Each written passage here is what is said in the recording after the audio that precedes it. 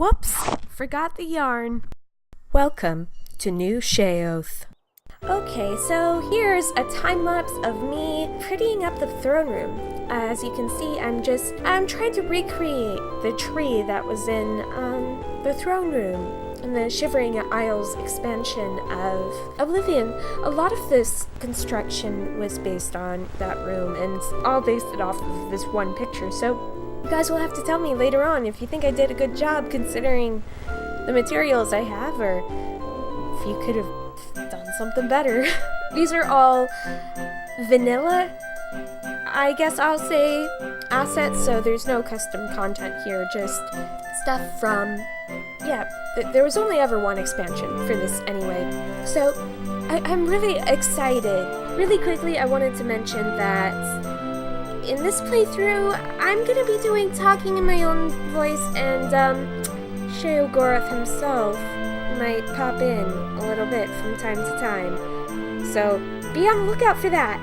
Here you can see I'm doing the rugs. The rugs were pretty easy to figure out, and I'm glad about that. Gosh, this whole thing, it took me a couple of hours to get right, and I cut a lot out of it because there was a bunch of things that I tried this one thing, but it just wasn't going where I wanted it to go, and in the end, a lot of what you'll see in this first part, actually no, I left that out. Anyway, it's coming up. You'll see some stuff later on that didn't really work because Sheogorath, he couldn't figure out how to get through a doorway because it wasn't in the exact right spot. Why did they even have an option to move that archway if it wasn't even gonna work? So I tried to move these archways here to make room for a stage because I wanted to create sort of thing where there's this little narrow hallway and there's these risers that lead to a level above. It didn't really work out because my Sims couldn't get through the door.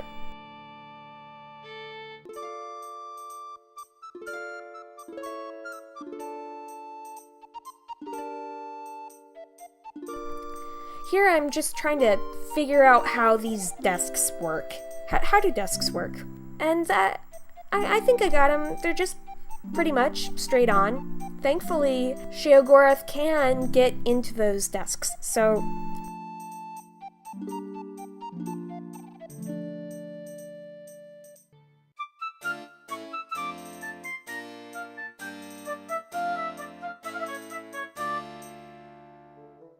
yep, as you see, I was testing it right there.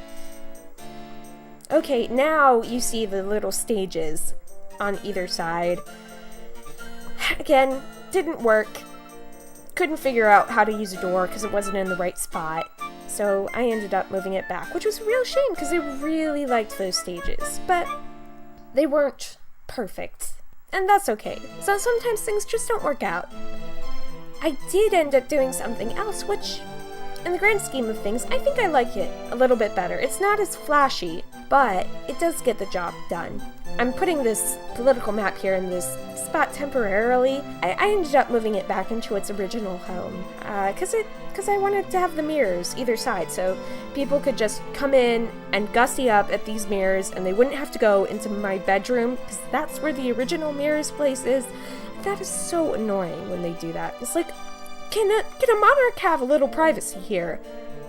No, I may be the most important person in the realm, but could you at least let me take a look in the mirror? So yes, here are the benches. I decided to try to recreate the feeling of a church a little bit. I mean, why not? This is the throne room. People come here to voice their problems. It might as well be looking towards the front. I temporarily just tried to see if there was a better looking option, but again, I went with these stone ones because I liked them.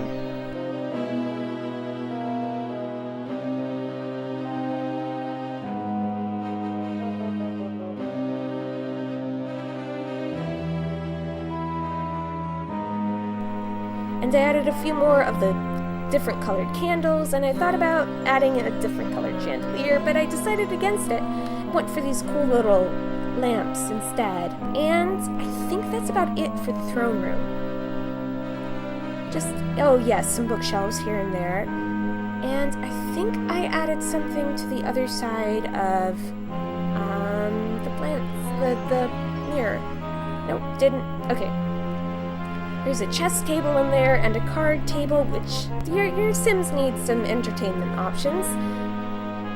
And this is the part where I start doing the larder, the kitchen area.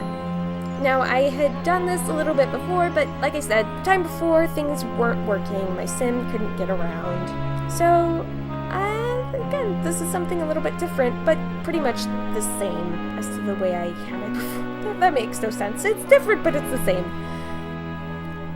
Gosh, you know what? Sheogorath is rubbing off on me. That's the thing. I'm starting to talk like him. Next thing you know, the only thing I'll be able to talk about and make sense with is cheese. I'll spend all my day talking about cheese. I'll be a gibbering idiot that occasionally, once every 1,000 years, turns into a non-gibbering idiot. What am I gonna do? I'm finished.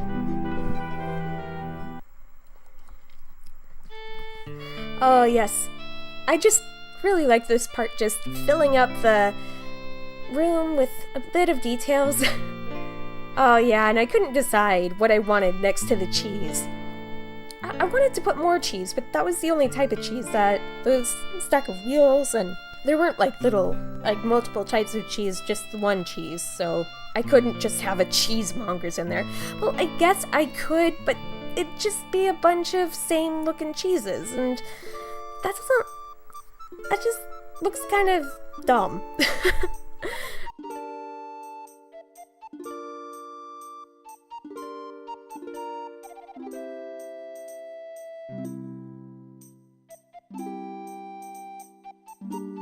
So, yeah, and then I'm towards the end here, and I'm adding a little details, a little bucket. I thought about adding vegetables, but then I decided, nah, we don't need to be healthy. Vegetables are over there. Gout is a sign of good breeding. Yeah, I thought about adding some alcohol, but it just ended up not liking the look of it too much. And yes, I was placing some of the chickens and the dead poultry and things like that. The thing about this game is that it doesn't have as much flexibility with placing things on the walls as Sims 3 eventually did. It kind of gets on my nerves because I keep thinking I can move stuff further up, but in fact, I can't. That's one of the little drawbacks about this game, though it's a ton of fun, and I wish it had some of the same conveniences and little tweaky things that The Sims 3 had. I kind of feel the same way about The Sims 4. But this was a smaller game, and it's not. I don't think it's as well known as The Sims 3 or anything else, which is a shame. I mean, I didn't really play this game until I saw somebody else playing it, and that's when I discovered it. I don't know if you've seen any of her stuff before, but her name is K-Pop, spelled K-P-O-P-P. Like, if you look her up, she's absolutely hilarious. Definitely recommend her channel if you like if you like somebody who's really entertaining. Anyway, oh yes, this part I left in because I got an achievement for spending a lot of money. And that's about it.